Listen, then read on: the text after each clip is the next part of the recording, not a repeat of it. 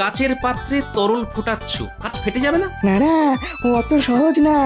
বিজ্ঞান বড়ই অদ্ভুত। তুমি কি জানো, কাগজ তো অত্যন্ত সহজ দাহ্য বস্তু, কিন্তু কাগজের পাত্রেও তরল রেখে ফোটানো সম্ভব।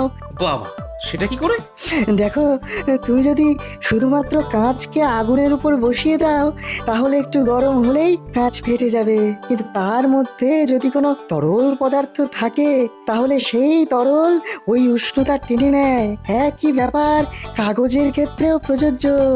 হ্যাঁ ওমা, এটা তো আমি জানতাম না, একদম নতুন জিনিস জানলাম। হ্যাঁ, এটাই পদার্থ বিজ্ঞানের মজা।